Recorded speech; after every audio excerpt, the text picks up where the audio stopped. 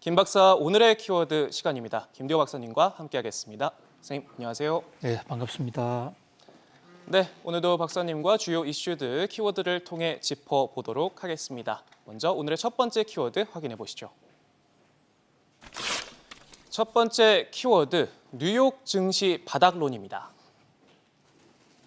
뉴욕 증시가 기업 호실 쪽에 연일 상승 마감하고 있습니다. 드디어 바닥이라는 인식이 고개를 들고 있다고요? 예, 이 경제 현상에서 바닥이라는 것은 두 가지 의미가 있습니다. 많이 떨어졌다라는 그런 의미가 첫 번째고요. 두 번째는 경기 순환론이 경제학의 대세로 이렇게 통설로 되어 있기 때문에요. 바닥에 떨어진 것은 반드시 올라간다. 이를테면 라운TF의 경기 곡선이라든지 반드시 내려간 것은 올라가고 올라간 것은 내려간다. 달이 차면 기울고 또 기울면 올라간다는 이런 자연 섭리와 좀 유사하게 닮아 있는데요. 지금 뉴욕 증시가 연일 주가가 오르고 있는 랠리가 이어지고 있습니다. 자, 그런데 지금 그래픽 지표를 한번 보시죠. 지금 저기서 이 주황색으로 표시된 것은 실제 주가 지수, S&P 지수, 나스닥 지수입니다. 그런데 그 위에 있는 청색 계열로 거의 직선에 가까운 곡선, 저게 50일 이동 평균이라는 건데요. 이동 평균이라는 게 이제 매일매일 측정해 보는 일정 기간 동안의 평균치입니다. 보통 골든 크로스냐 데드 크로스냐를 구분하는 바로 기준이 저 이동 평균을 실제 주가가 뚫고 올라가면 골든 크로스, 그 반대가 되면 데드 크로스 이렇게 분석을 하거든요.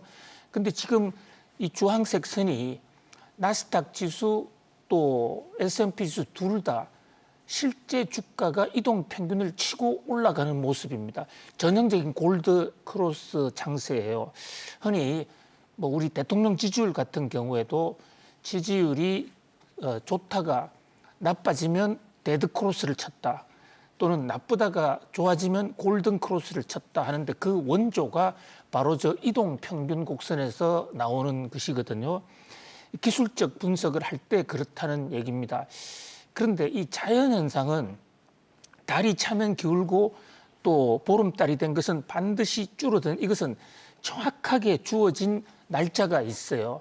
그런데 경제학이나 사회과학의 현상에서는 그 경기 순환의 흐름은 맞는데 이게 반드시 몇 월 며칠 날 올라가고 몇 월 며칠 날 떨어진다라는 그런 데 대한 검증된 통계가 없는 것입니다. 예상하지 못한 변수가 많기 때문에요. 그러나 어쨌든 이 실적 지수가 이동 평균선을 치고 올라갔다, 골든 크로스가 됐다, 이것은 바닥에 왔다라는 어떤 기술적 분석을 가능케 하는데요. 또 하나의 바닥론 지수가 있습니다. 이른바 항복 지수라는 것입니다. 윌리엄스의 패닉 지수라고도 그러는데 커피출레이션이라는 말이 있어요. 커피출레이션은 조건부 항복, 내 목숨만 살려주면 다 하라는 대로 할게, 완전히 항복하는 겁니다. 그런데 주식 순환 곡선에서 네 가지 단계가 있는데요. 이것이 윌리엄스 패닉 지수의 이론입니다. 처음에는 주가가 떨어지면 아니야, 안 떨어질 거야, 더 이상은 아니야, 내가 잘못 본 것이야, 이런 부정하는 단계가 있습니다. 그 다음에 주가가 계속 떨어지면 이제 공포, 야 이러다가 지구가 망하는 거 아니야, 꺼지는 거 아니야, 이런 공포를 느낍니다.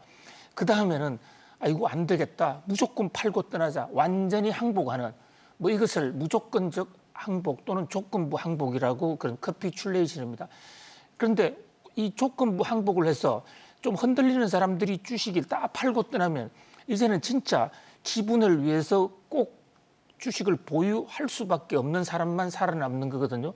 그렇게 되면 이제 바닥이 오고 랠리를 친다 이런데, 여기에 대해서 현재의 상반기 주가가 많이 떨어졌다. 특히 짐 크레이머라는 분이 있죠. CNBC에도 자주 출연하는 방송 스타 증시 분석가입니다. 원래 증권사 출신이에요. 골드만삭스 출신인데 이분의 이제 그 CNBC 보도, 레리 윌리엄스의 패닉 지수로 볼 때 우월가가 마침내 수건을 던졌다. 수건을 던졌다는 걸 항복했다는 겁니다. 팔 사람 다 떠났다.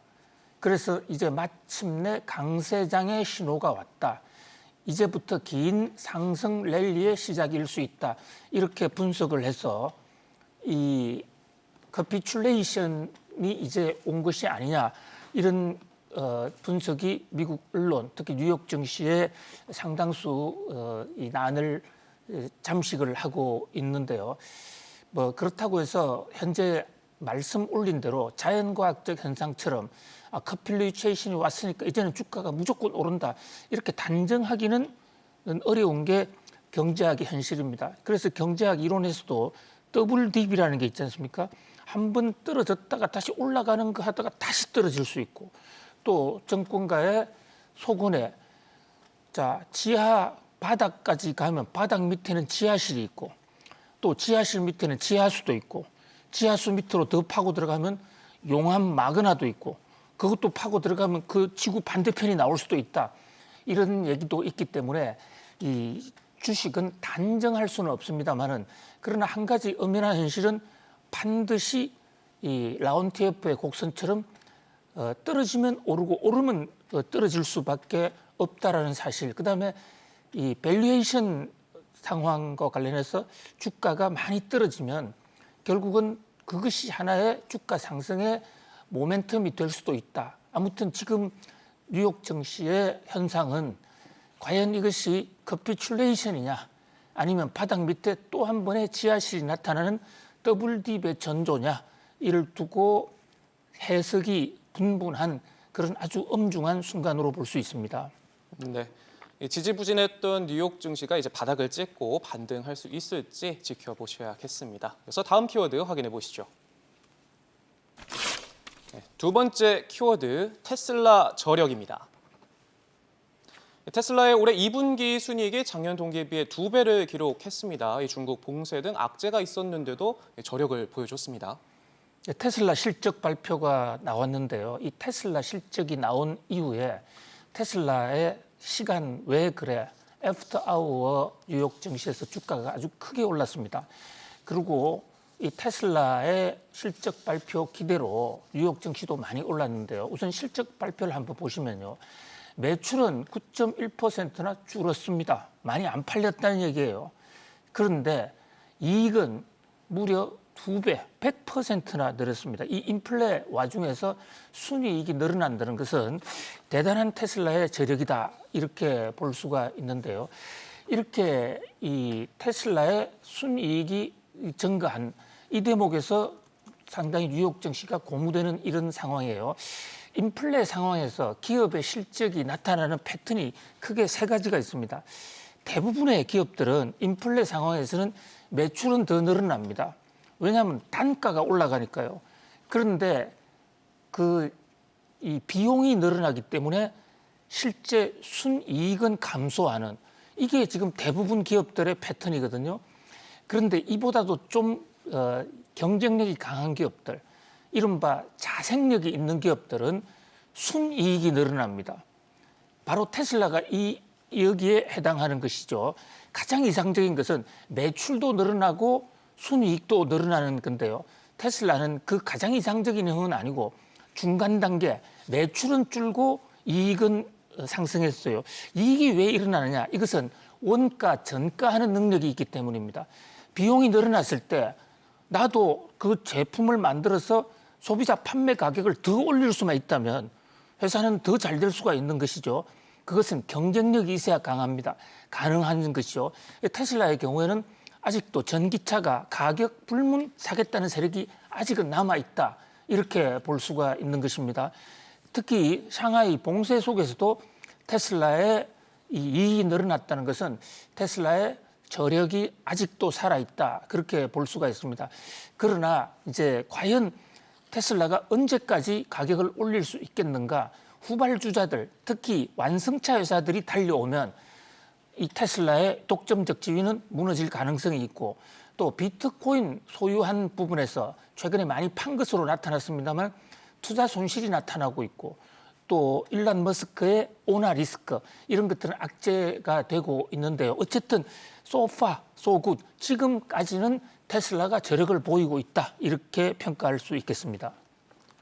네, 테슬라의 2분기 실적 소식 짚어봤습니다. 그래서 다음 키워드 확인해 보시죠. 세 번째 키워드, 옐런 효과입니다. 원달러 환율이 4월 연속 1,310원대로 마감했습니다. 옐런 미 재무장관 효과라는 말이 나오고 있다고요? 예, 지금 환율이 1,300원을 넘어서 고공행진을 하다가 며칠째 조금 소강 또는 환율이 하락하는 그런 양상을 보이고 있습니다. 대단히 소망스러운 건데요. 환율이 너무 많이 올라도 우리나라에 들어와 있던 외국인 자본이 빠져나간다든지 이런 부작용, 또 물가가 더 오르는 이런 문제가 야기될 수가 있거든요. 우연의 일치인지는 모르겠지만 제닛 옐런이 온다. 그리고 또 와서 협상을 하고 윤석열 대통령도 만나고 이러면서 환율이 좀 후퇴했습니다. 자, 이런 각도에서 이제 피크를 친 것이 아니냐 또는 제닛 옐런의 효과가 있다 이런 얘기가 나오고 있는데요. 여기는 두 가지 관점에서 분석할 수 있을 것 같습니다. 전체적으로 지금 미국 달러의 강세가 조금 꺾였어요. 미국도 달러 강세가 너무 계속되면 미국 경제가 감내하기가 어려운, 거기다가 유럽이 지금 금리 인상을 추진하고 있지 않습니까? 그 효과로 달러 강세가 좀 꺾이는 그런 측면도 있고요. 또 하나는 통화 스와프 효과인데요. 제닛 옐런이 한국에 와서 통화 스와프를 하지는 않았습니다. 그런데 현재 미국의 이 여러 가지 통화 정책의 구조로 볼 때 한국이란 나라의 재무장관이 와서 통화 스와프를 한다 만다 이 얘기를 하기는 좀 어려울 거예요. 왜냐하면 이 재무장관은 통화 스와프가 직접적인 소관도 아니고 또 한국만 그렇게 했을 때 다른 나라에 문제가 야기될 수 있거든요. 지난 코로나 팬데믹 때도 통화 스와프를 할 때 우리나라만 해준 게 아닙니다. 미국에 필요해서 여러 나라를 같이 했거든요. 그런 면에서 환율이 계속 문제가 되면 아마도 미국은 한국을 포함해서 통화 스와프를 할 가능성이 상당히 있고, 이번에 윤석열 대통령이나 추경호 부총리를 만났을 때도 통화 스와프에는 아니지만 어떤 유동성 공급을 조건부로 하겠다는 강력한 의지를 피력했다. 이런 면에서 환율에 대해서도 제닛 옐런 효과를 기대할 수도 있다. 이런 상당히 조심스러운 낙관론이 나오고 있는 상황입니다. 네, 이 달러의 나홀로 강세 행진 앞으로 어떤 방향을 흘러갈지 지켜보셔야겠습니다. 이어서 다음 키워드 확인해 보시죠. 네 번째 키워드, 전세 사기 일벌 100개입니다. 윤석열 대통령이 전세 사기에 강력한 경고음을 냈습니다. 민생을 위협하는 범죄에는 일벌 100개 하겠다고 강조했어요. 예, 일벌 100개라는 모습은 조선 왕조 시대에나 있던 조금 좀 부적절한 표현으로 보입니다. 그러나 어쨌든 윤석열 대통령이 이 전세 사기 문제에 대해서 깊이 문제 인식을 하고 이 대목에 대해서 사기를 조장하거나 사기를 직접 자행하는 사람들에 대해서 강력한 수사를 하겠다라고 밝힌 것은 최근 일어나고 있는 이 깡통 전세 문제와 관련해서, 깡통 전세가라는 것은 전세가가 거의 매매가에 육박하거나 그것을 초과해 버리면 이 세입자 입장에서는 나갈 때 자기가 낸 전세금을 제때 돌려보지 못해서 길거리에 나앉는 문제가 생길 수 있거든요. 그런 면에서 윤석열 대통령의 문제 인식이 서민들을 위해서 상당히 타이머리하다 이런 지적을 받고 있습니다. 그런데 여기서 이제 문제는 이렇게 왜 이 깡통 전세가 생기겠냐는 이 구조적인 문제를 우리가 같이 한번 살펴볼 필요가 있습니다. 정부의 정책이 갑자기 이 오락가락 하게 되니까, 이를테면 통화를 풀었다가 줄인다든지, 이것이 뭐 윤석열 정부의 책임은 아닙니다만 그렇게 하다 보니까 매매가와 전세가의 차이가 일어나는 것이거든요. 그래서 이런 어떤 정치적 어떤 이 정책적 급등락을 막는 이런 정책의 보완책이 또 필요하다. 그다음에 전세 사기를 근원적으로 막을 수 있는 제도적 대책, 이를테면 임대차 계약에서의 어떤 관련 법의 보완이라든지 이런 것도 더 필요하다. 그런 면에서 이 일벌 100개라는 전세 사기 수사 강화보다도 사실 어떻게 보면 더 근본적으로 전세 가격의 안정화, 주택 공급의 확대, 이런 시장을 통한 제도적인 전세 사기 건설 토양의 완성, 이런 것이 더 여기에도 역점을 둬야 되겠다, 이런 생각을 해봅니다. 네. 네, 급증하고 있는 전세 사기 관련 소식도 짚어봤습니다. 이어서 오늘의 마지막 키워드 함께 보시죠. 오늘의 마지막 키워드, 문재인 공대입니다. 한국전력이 지난 3월 개교한 한전공대에 300억 원대 규모를 추가 출연합니다. 올해 한국전력 적자가 30조 원이 예상되는데 문제가 없을까요? 네, 한국전력이 공시를 했는데요.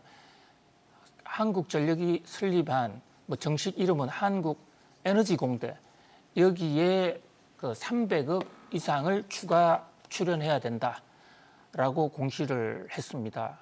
지금 한전 적자가 누적되고 있고, 그로 인해서 전기값을 올리고 국민들의 고통이 커지고 10월 달에 또 한 번 가격을 올려야 되는, 전기 가격을 올려야 되는 이런 상황인데, 자, 지금 그 한전공대에 이렇게 자금을 쓰는 것이 과연 옳은 일인가 하는 문제 지적이 계속 이어지고 있는데요.